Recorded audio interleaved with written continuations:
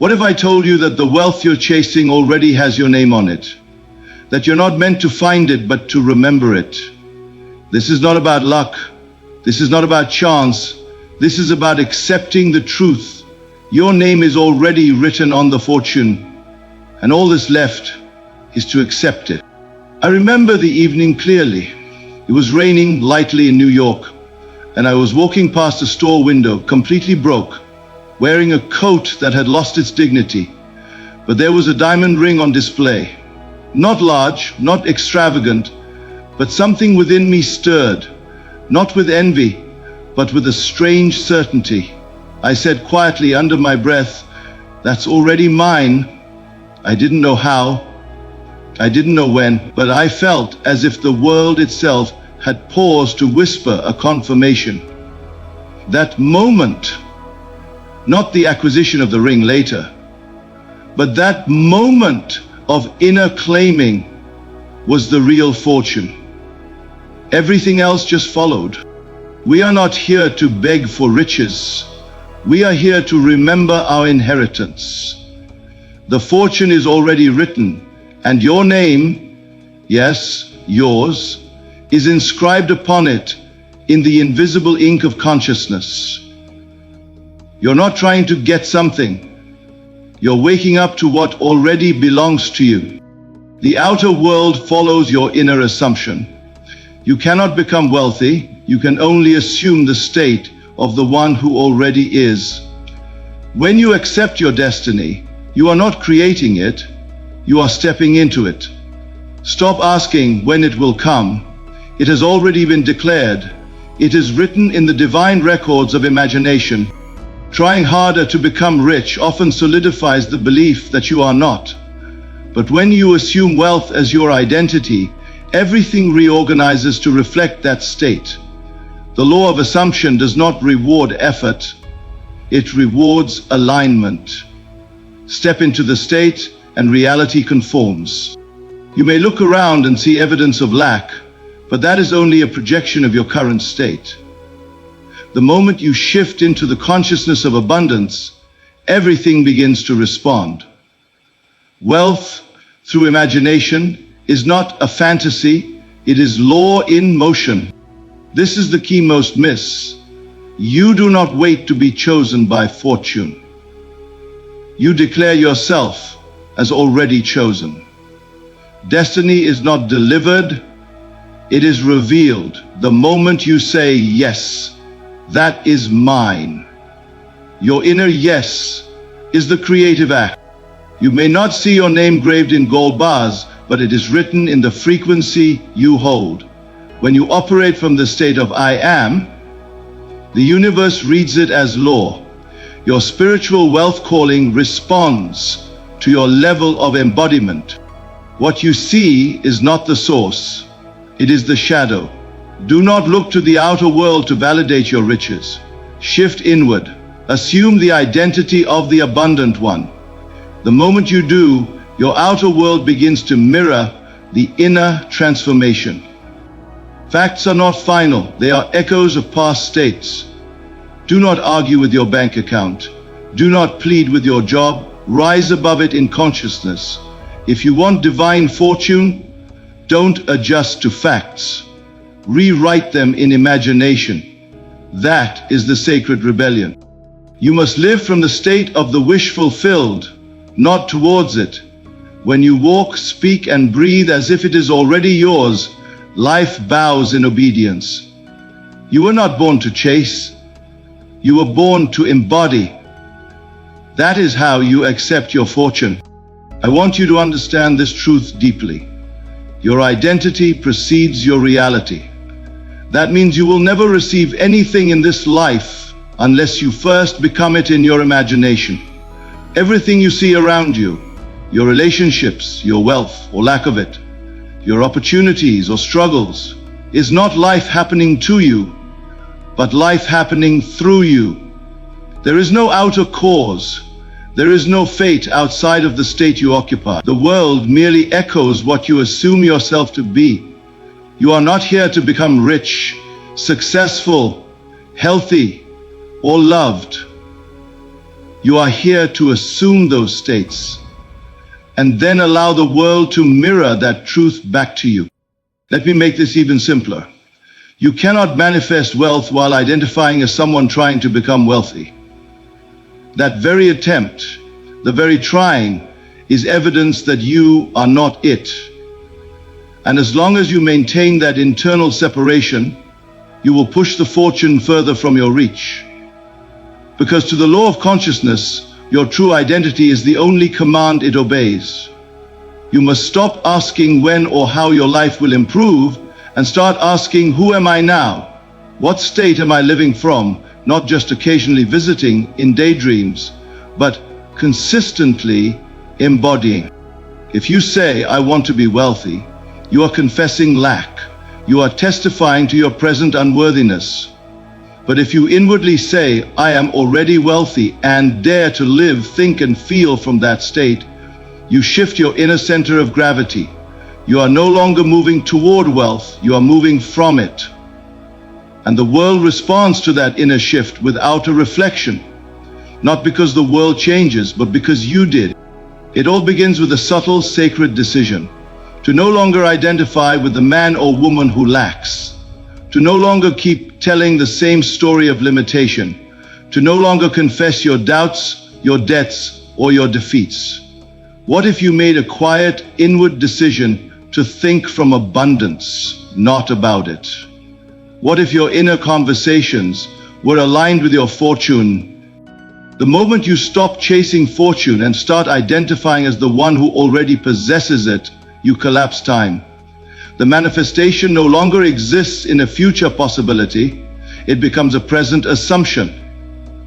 An assumption once persisted in hardens into fact. You see, you are always assuming something. You are always imagining something to be true. The only question is whether you are doing it consciously or unconsciously. There is no power in your words unless they spring from identity. Saying, I am rich, while inwardly feeling poor is like planting a seed in concrete. But if you say it, and more importantly, feel it, from the place of knowing, the soil receives it. The seed grows, the tree bears fruit. But not because you worked hard for it, because you finally claimed it as already yours.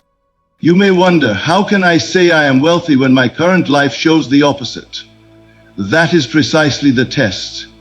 That is the invitation, to walk by assumption, not by evidence, to hold the feeling of the wish fulfilled, even when everything around you contradicts it. That is the only price you must pay, to believe beyond the visible, to feel beyond the fact. And make no mistake, identity is not a mask you wear. It is the silent agreement you make with yourself in every moment.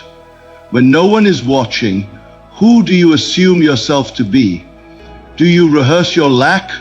Do you mourn your missed chances? Or do you anchor yourself in the deep knowing that you are the heir to divine fortune and all things must bend to your state? This is not arrogance, this is not delusion, this is law. The universe is not personal, it is mechanical in its obedience to your inner state. The moment you say, I am, and feel it as true, the world begins its silent, perfect reorganization. The people you need, the events you require, the doors that seem locked, they all respond not to your outer effort, but your inner identity.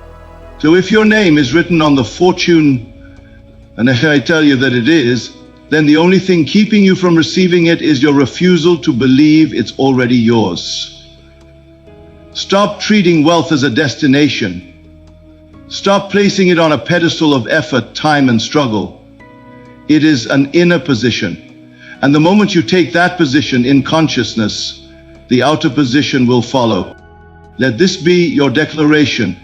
I am not trying to become anything. I am awakening to who I already am. I do not chase wealth, I remember it. I do not beg for opportunities, I embody them.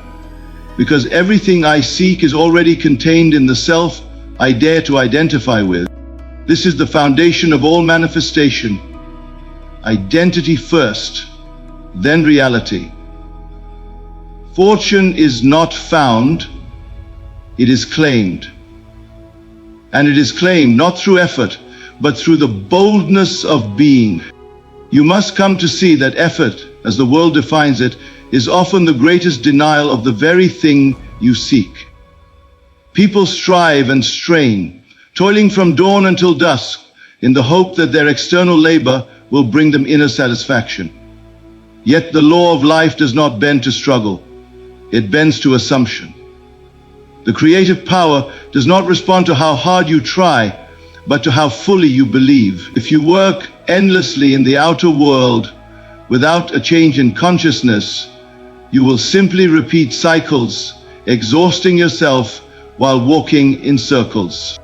Effort that springs from desperation is a confession that you are not what you claim to be.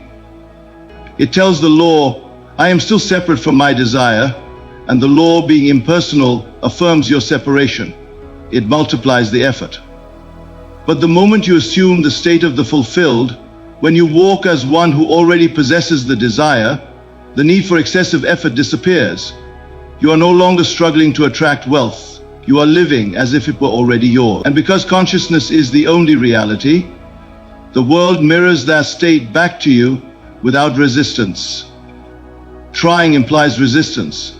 It implies that the thing you desire is still far off, that it is external, distant, and must be earned. But assumption is intimate, it is immediate, it is inward. When you assume a state, you do not try to achieve it, you enter it. And once entered, all that is required is persistence in that assumption. Just as a seed planted in fertile soil requires no screaming to grow, your assumption, if faithfully held, will manifest without struggle.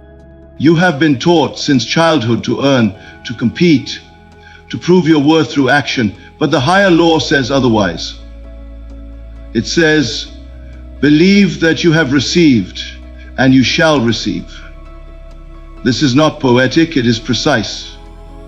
The wealth, the love, the peace you desire cannot be earned in the traditional sense. It must be accepted inwardly.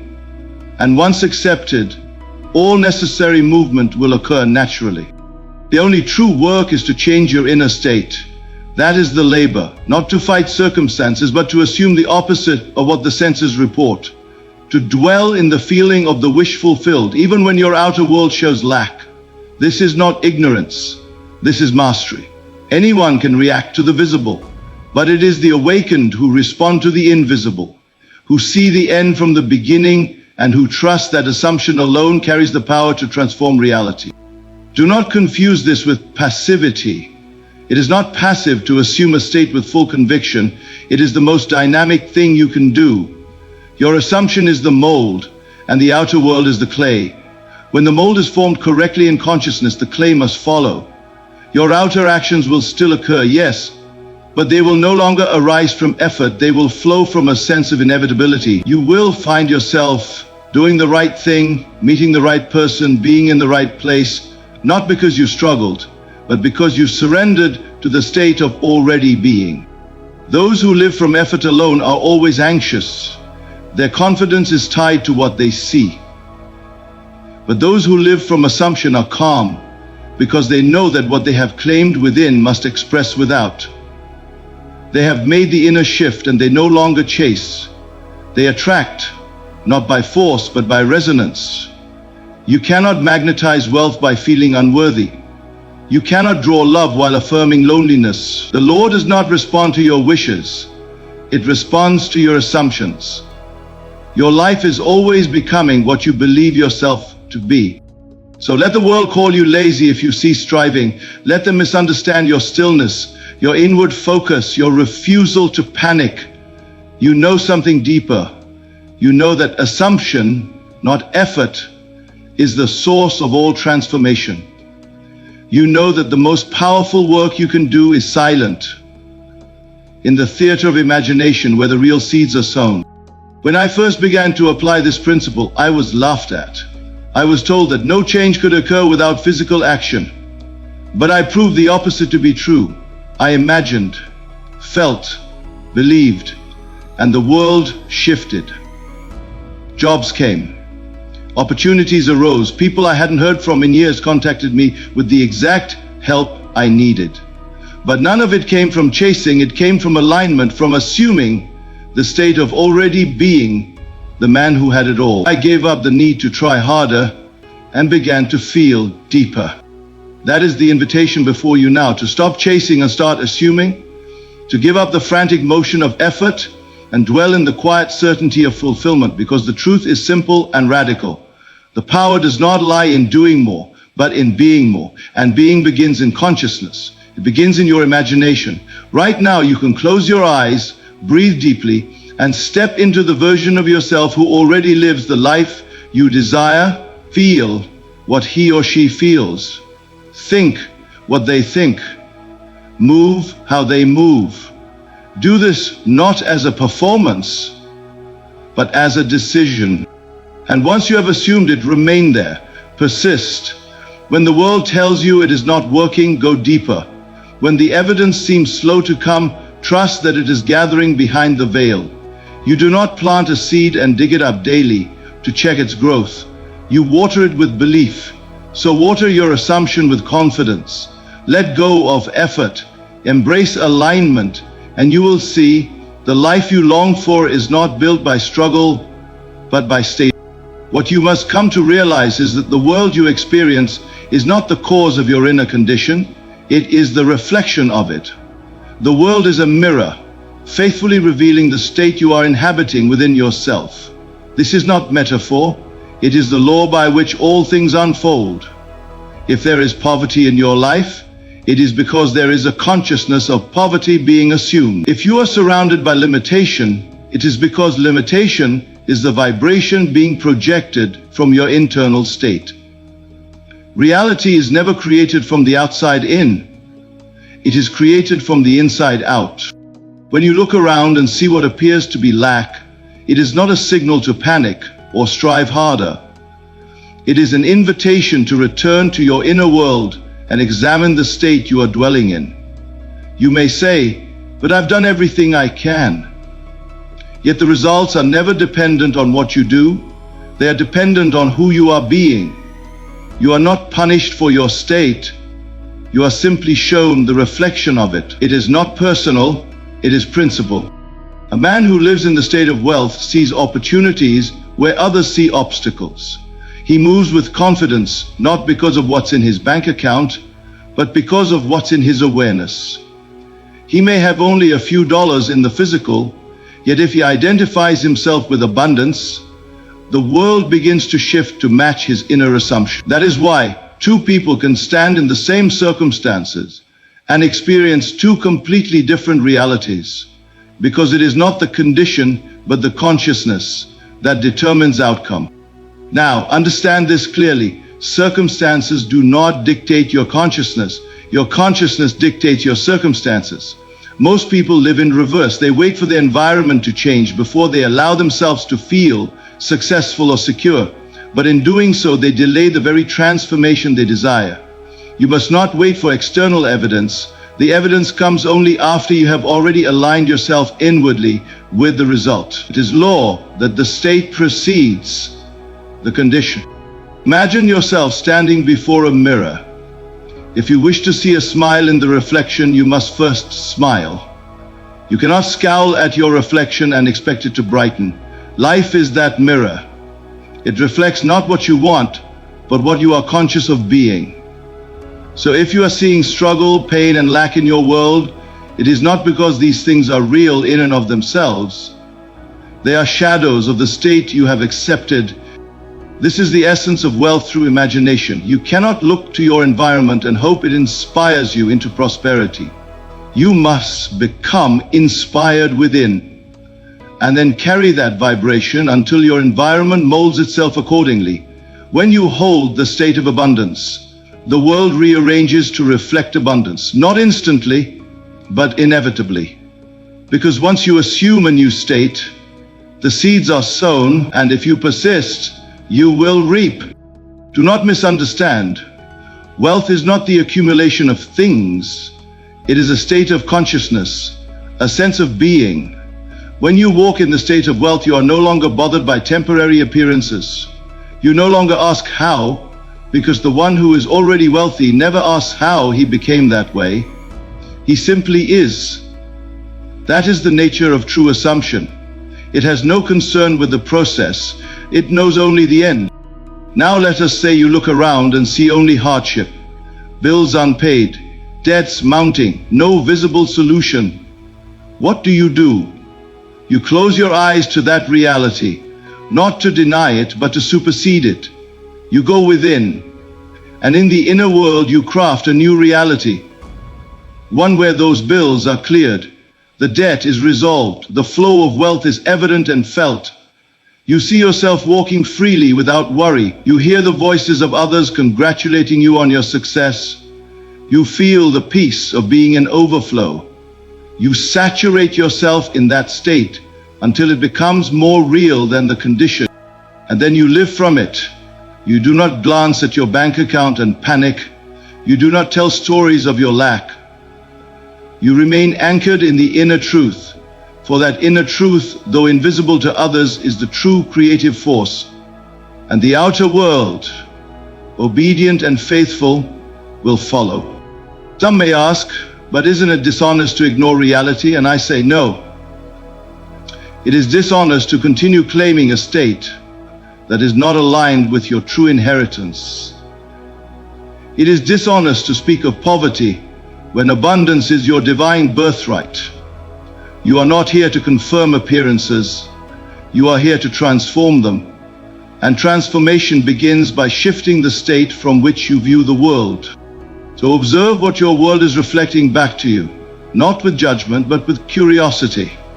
Ask yourself, what must I be assuming to see this pattern? What story am I living in? What identity have I accepted? And if you do not like what the mirror shows, you need not attack the mirror. You simply need to change the face you are presenting to it. Everything begins with state. Your outer world is the delayed printout of your inner consciousness. Change the state, and the printout must change. That is not theory, that is law. The true act of claiming anything in this world begins not with the hands, but with the mind. It is not by striving or chasing or demanding that one receives their destiny. It is by acceptance. And not a casual or surface level acceptance, but a deep, internal, felt acceptance that what is desired is already yours. You do not receive your destiny as something new. You awaken to it as something already planted within you. Accepting your fortune is not about acquiring, it is about remembering. When I speak of destiny, I do not mean a fixed script written by fate in some cosmic book. No, destiny is a living pattern, shaped and molded by your assumptions. It exists as potential, not to be stumbled upon, but to be stepped into by choice. That choice is made the moment you inwardly say, "This is mine." Not with arrogance, but with certainty. Not with hope, but with inner knowing. Destiny is activated the moment you assume the end as done. You are not waiting for fortune to choose you. It has already done so. What you are waiting for without realizing it is your own permission to accept it. You are the only gatekeeper to your wealth, your health, your love, your success. And you grant yourself access the moment you feel it as real, even in the face of contradiction.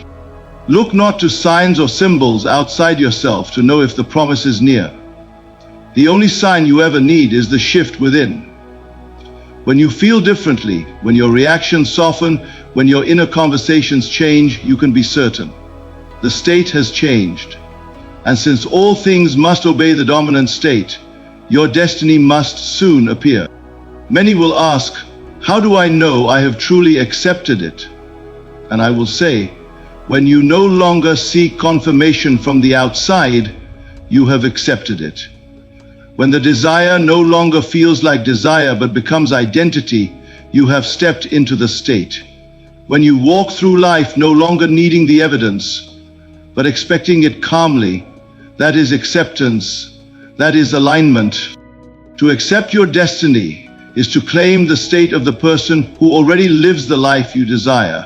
It is to see through their eyes, speak through their voice, walk with their posture. It is to move as if the invisible were already visible. You will know the work is done Not when the world changes, but when you change. Because the outer follows the inner with divine precision. This act of claiming inwardly is the most sacred form of creation. You are not asking anyone's permission. You are not checking conditions. You are declaring truth, quietly, inwardly, and persistently. And this truth becomes your new center. From that center, everything aligns. People shift. Circumstances yield. What seemed impossible becomes effortless. Because you have accepted, and what is accepted must express. The reason most do not manifest their dreams is not because the dream is too far, but because they are too attached to the process. They want the steps outlined. They want the guarantee. But destiny is not a sequence. It is a state. And that state, once entered, becomes the only cause. The outer events are merely the bridge of incidents, drawn automatically by the force of your new identity. So the work is not to force change. The work is to become still and assume the end. In imagination you rise, in consciousness you expand. You become the one who already has it, and you stay there, not for a moment, but until it feels natural. Once it feels natural, it is done, and the world will do what it must to reflect that new naturalness.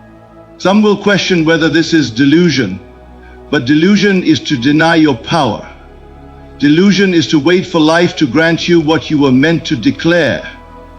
The one who dares to feel rich while still poor, to feel loved while still alone, to feel whole while the body is still in pain, that one is not deluded. That one is awake. That one is the creator. Creating your destiny is an inward act. It is unseen, but it is not unfelt. And it is this unseen shift that precedes all visible change. The wealth you desire, the life you dream of, the love you yearn for, it is already prepared. The table is set. The invitation has been sent. But it is only your inward yes that causes the feast to begin. When I began this work, I did not see results immediately. But I held the state. I returned to it each day like visiting a beloved place. I felt the richness. I spoke the words of one who had already arrived. I walked differently. I slept differently. I refused to betray the new identity, even when nothing had changed on the outside. And then, one by one, the signs came. Small at first, a letter, a meeting, a forgotten opportunity resurfacing. Then the flood came, but not because I earned it, because I finally accepted it. This is what I share with you now. Accept it. Not in theory, but in experience. Accept it with feeling. Say yes with your imagination. Say yes with your thoughts. Say yes with your daily attention, and your destiny, already written, will find its way to you. Because you have found your way to it. You must learn to see beyond the material. For the name written on the fortune is not engraved on stone or gold. It is etched in spirit, carved into the unseen substance of your own awareness. It is not the paper in your wallet, nor the figures in your account that determine your wealth, but the identity you carry in silence. You are known not by your possessions, but by the frequency you inhabit. When you truly understand this, you stop striving and begin embodying. Your name is written on the fortune the moment you identify with the one who possesses it. This is not a metaphor, but a literal spiritual law. To see yourself as rich in consciousness is to stamp your spiritual signature onto the things you once thought were out of reach. No one sees it, but the universe does. The whole structure of reality reads your state like a declaration. If you feel poor, the universe echoes that. If you feel full, complete, and abundant, it echoes that too. Often, with staggering precision, people walk through life unaware that everything they experience is answering the silent command of their being. Not what they want, but what they are. You may wish for fortune, but if you feel unworthy, that vibration speaks louder than words. The spiritual name written on wealth is not deserving, intelligent, or even hardworking. It is simply I am. The moment you say within yourself, I am wealthy, and truly feel it, you are spiritually renamed. And once renamed, all things that belong to that name begin to be drawn to you. This is why the journey is not about achievement, it is about identity. Who are you in secret, not to others, but to yourself? Do you see yourself as rich, regardless of what the world reflects? Or do you still ask for permission to feel secure, asking reality to confirm what you have not yet accepted inwardly? To say, I will feel rich when I see the money, is to give your power to the outer, but to say, I feel rich now because I know who I am, is to reclaim your spiritual authority. There are people with no possessions who walk with the dignity of kings. And there are others with overflowing bank accounts who still operate in fear, grasping at more, as if they are empty inside. This should tell you everything. It is not what you hold that reveals your wealth, but the consciousness from which you live. Your true fortune begins when you declare, I no longer ask for abundance, I embody it. The spiritual wealth calling is not some magical signal from the heavens. It is a resonance, a harmony that plays within you when your assumptions align with the life you desire. You feel it first as a whisper, then as a knowing, and finally as a way of being. That is when your name glows on the invisible ledger of creation. That is when circumstances, people, and events begin to form around you like metal to a magnet. You cannot fake this resonance. You cannot pretend to feel it while your mind rehearses doubt. But neither can you destroy it once it's truly awakened. When you begin to move from a place of already having, when gratitude replaces grasping, when calm certainty replaces anxiety, you have entered the spiritual zone of wealth. It is in this place that manifestations occur, not as surprises, but as fulfillments of what has already been accepted in spirit. Every dollar, every opportunity, every open door you are seeking is not separate from you. It is drawn to your name, but only the true name, not the one you inherited from family, not the one on your documents, but the name of your inner identity. The world responds not to your efforts, but to your assumptions, and those assumptions are the true language of spirit. There is nothing to wait for. There is no permission slip coming. You are not a guest at life's banquet. You are a host. You are not the outsider hoping to be welcomed in. You are the inheritor. You need only speak the name, not with lips, but with feeling. That name is, I am already what I seek. When I first grasped this, I tested it in silence. I did not tell anyone. I simply began to carry myself differently. I imagined what it would feel like if I were already the man with all I desired. I adjusted my inner posture. My thoughts changed. My speech became careful, deliberate, not to impress others, but because I no longer identified with lack. And slowly, but with divine certainty, the outer world changed. Letters came. Doors opened. Not because I fought for them, but because I had changed my name. Spiritually, you can do the same. In fact, you must. Because the only barrier between you and the life you dream of is your refusal to see yourself as already having it. Not in ego, but in essence. Your essence is abundance.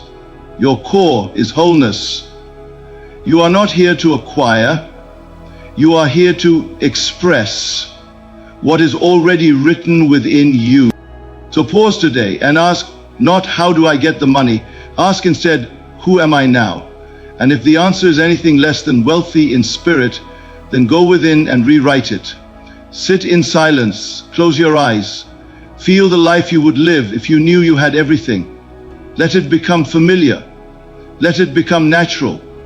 And when it does, when that identity is no longer foreign, then you have truly accepted your name written on the fortune, and nothing on earth can keep it from finding you. What most do not understand is that the world is not built from what is seen, it is built from what is imagined. The visible world is only the shadow of the invisible act. The wealth, the relationships, the opportunities you seek do not originate in the material. They are reflections of inner states. So if you want to claim your fortune, you must do so through the invisible, not the visible. Do not wait for the evidence to give you permission to feel successful. It is your inner acceptance that brings the evidence forth. When you claim something in imagination, you are not pretending. You are engaging the only creative power that has ever existed. To dwell in the invisible is to stand at the true center of creation. It is to enter the state where the world begins to rearrange itself according to the pattern you have impressed upon consciousness. The man who understands this does not chase, he assumes. He does not beg, he embodies. And in that embodiment, he causes what the world calls miracles to unfold as the natural expression of his belief.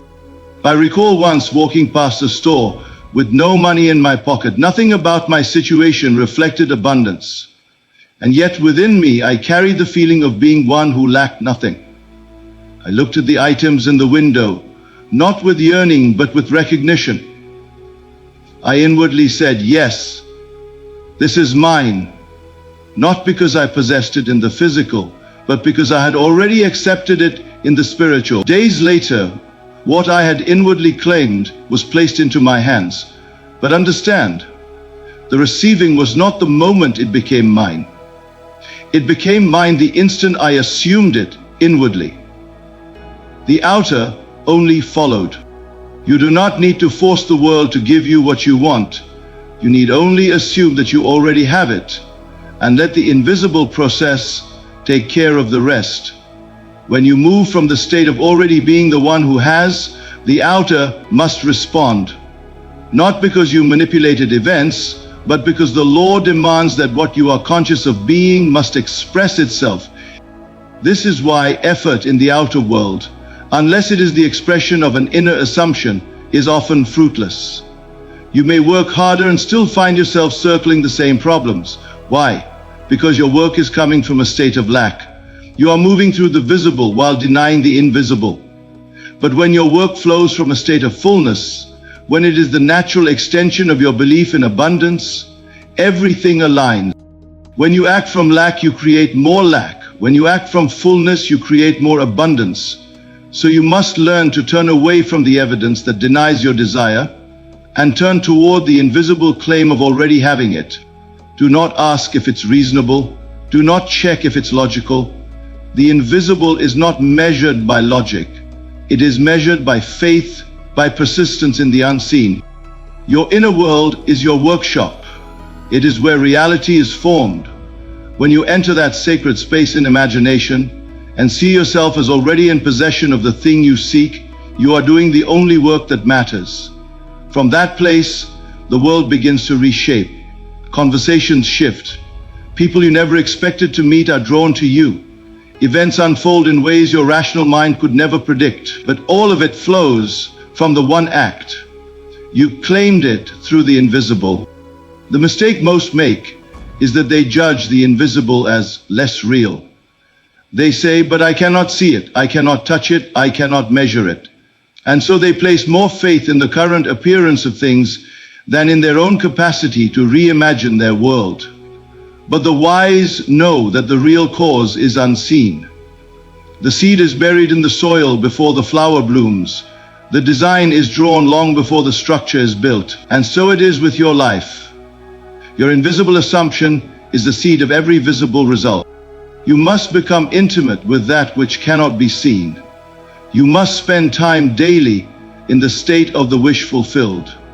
Not thinking about it, not hoping for it, but being it. This is not about fantasy. It is about shifting your state of consciousness to match the thing you desire, and then remaining loyal to that new state regardless of appearances. To do this, you must reject the temptation to return to the old self, the one who waits, who worries, who doubts. That self has no place in the new world you are creating. You must walk, talk, think, and feel from the new identity. And the more you do, the more natural it becomes. The more natural it becomes, the more the outer world begins to reflect it. The invisible is the womb of the visible, and your imagination is the pen with which you write the future. You're not hoping to receive your fortune, you are declaring it into being. Every time you go within and see yourself living as the one who already has it, you deepen the impression. And once that impression is fixed, the expression must follow. The power is not in trying. The power is not in waiting. The power is in claiming inwardly without a shadow of doubt. So enter the invisible, live there, dwell in the unseen reality as if it were the only one that mattered. Because in truth, it is. The outer is only the echo. The inner is the voice. Speak now, not with words, but with feeling. Assume it, own it, and let the world echo back what you have already claimed in spirit. You must learn the sacred art of refusing to argue with facts. What most people call reality is nothing more than a lingering echo of a previous state of consciousness. It is a shadow, a reflection, a delayed image of what was once believed to be true. And yet they cling to it, defend it, and call it truth, not realizing that in doing so, they imprison themselves in a state they no longer wish to occupy. When you look at your current life circumstances, your financial account, your job situation, your health, or your relationships, and say this is how things are, you are bowing before the idol of appearances. But what is seen is not the cause, it is the result. The cause lies within, in the unseen world of assumption. And when you understand this, you stop reacting to what is, and you begin responding from what you choose to be. Do not allow the facts to dictate the state you dwell in. This is the test, the great test of creative mastery. Anyone can feel rich when their pockets are full. Anyone can feel loved when embraced by another. But what of the man who dares to feel rich while still poor? What of the woman who assumes love while still alone? These are the ones who understand the law. They refuse to let the world tell them who they are. They choose instead to declare who they are and then allow the world to catch up. This refusal is not denial of reality, it is recognition of a higher law. To refuse to argue with the facts does not mean you ignore your circumstances, it means you acknowledge them for what they are. Old manifestations, expired expressions, worn-out reflections of a past state. You look at them and without resistance or emotion you say, "This is not who I am anymore." And then you turn your attention inward and enter the state of the one who has already transcended the condition. The world may say you are broke, the numbers may say you are lacking, but if you agree, you anchor yourself in that reality. If you argue with the facts, you give them power. But if you rise above them in consciousness, if you remain loyal to the vision of your fulfilled desire, the facts must bend. The outer world is clay, and your assumption is the mold. You do not need to break the clay, you only need to reshape the mold. I once faced a situation where every outward sign said no. The doors were closed. The opportunities were gone. The facts stood tall like sentinels, guarding the territory of failure. But I remembered the truth. I knew that what I was seeing was simply the result of an old state, one that I had already abandoned. So I did not react. I did not panic. I went within, and I assumed the state of one for whom the way was already made clear. I walked, spoke, and thought, as if the solution had arrived. And in a short time, it did. The great mistake is to treat facts as final, but facts are only the residue of imagination. They are old news. What you must learn is how to live from the news that has not yet arrived in the visible. To refuse to argue with facts is to walk by inner vision, not by outer sight. It is to say, I am not this circumstance, I am who I say I am, and to persist in that declaration until the outer.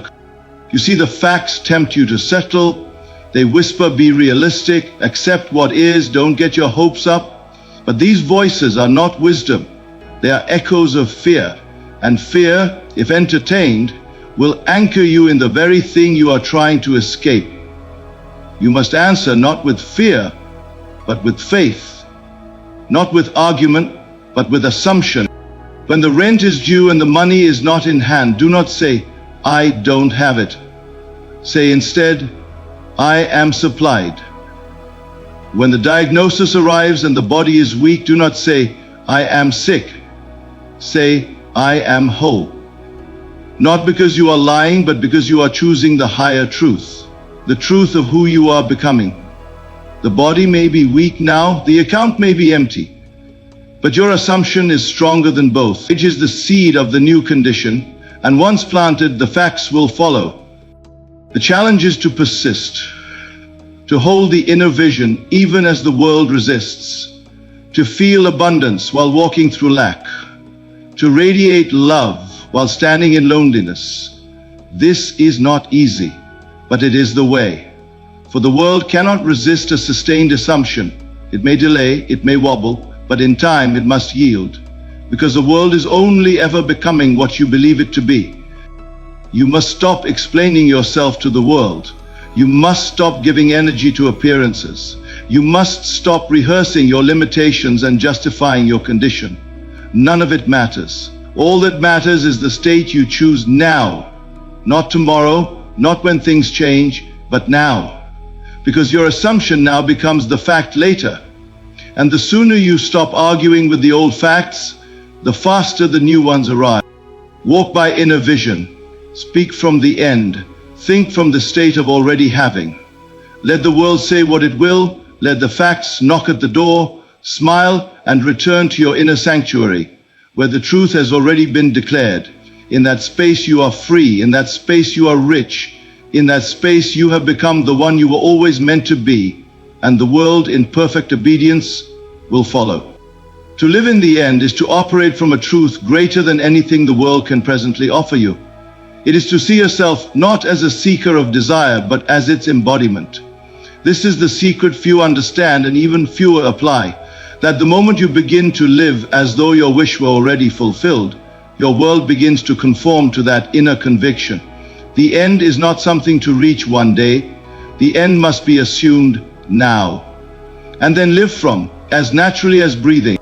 There is a misconception in the world that transformation happens through time, that if you work hard enough, if you wait long enough, if you impress the right people, then what you want will eventually find you. But this is not how manifestation unfolds. Time is only the mechanism through which imagination reveals itself. It is not your master. It does not create. Your assumption does. The world is always catching up to who you've already become in consciousness. To live in the end is not to hope for a better tomorrow. It is to decide that tomorrow has already occurred within you. You carry the feeling of it. You inhabit the identity of the one who has received it. You no longer ask when, how, or through whom it will come. You move in confidence, not because you see the evidence, but because your inner world has already been redefined. This requires boldness. It requires you to speak as if the promise is already fulfilled. It requires you to react to life not from the facts of your senses, but from the truth of your imagination. This is where the real work happens, not in striving, but in sustaining the state. The world will test you. It will show you signs of contradiction. You may find yourself tempted to abandon the assumption and return to the old self, the one who waits, worries, and wishes. But you must not surrender to appearances. You must remain loyal to the end you have chosen to inhabit. And what is this end? It is the fulfilled desire.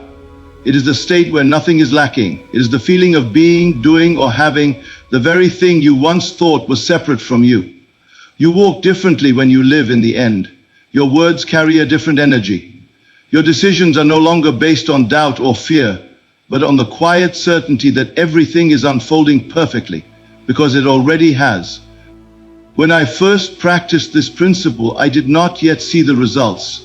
I did not know how they would come, but I imagined myself already having arrived, at peace, provided for, free.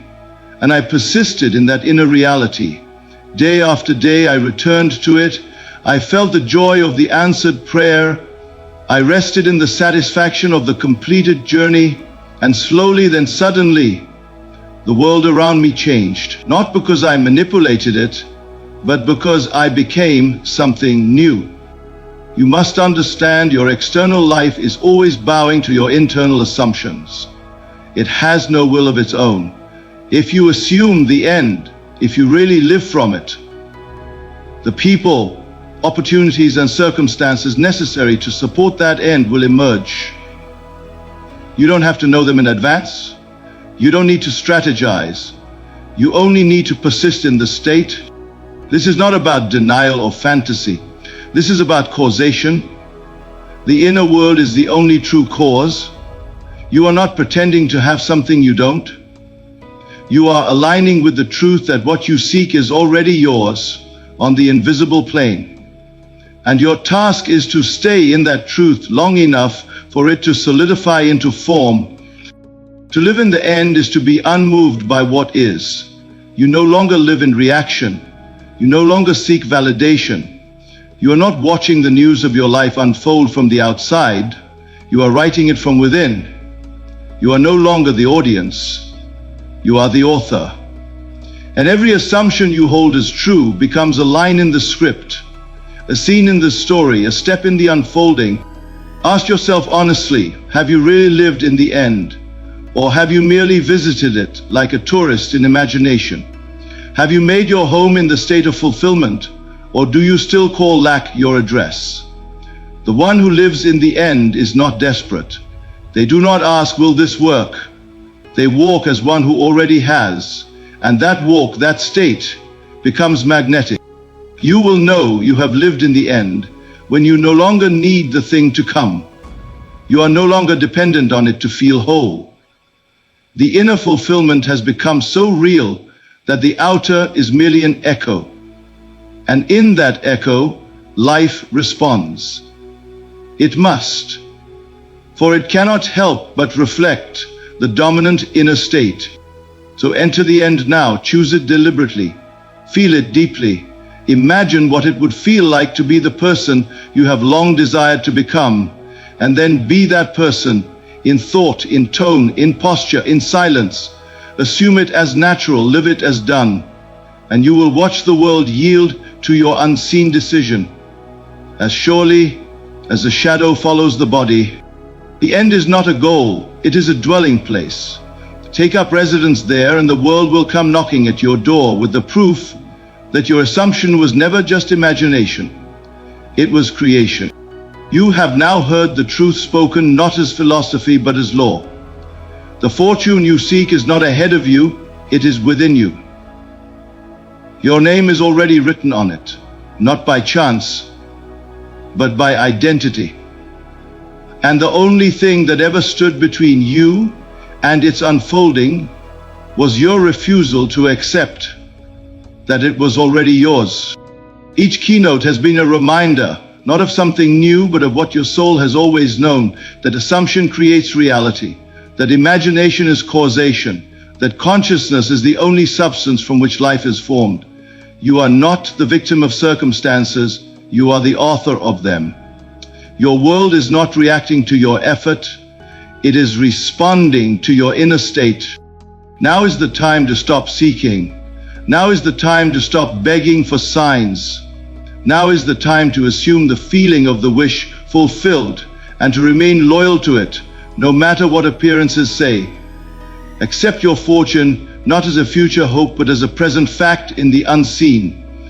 Walk in it, think from it, speak from it, and the outer will conform because it must. You were never meant to chase what was already yours. You were meant to remember, to accept, to become. So let the world say what it will. Let the facts argue. Let the doubts rise. You now know the truth. And the truth is this: your fortune is already written. It has been waiting, not for the right time, but for the right state. Step into that state now. Not tomorrow, not when things change, but now. And remain there, because the moment you do, the world begins to move, and it will not stop until it delivers what your soul has already claimed.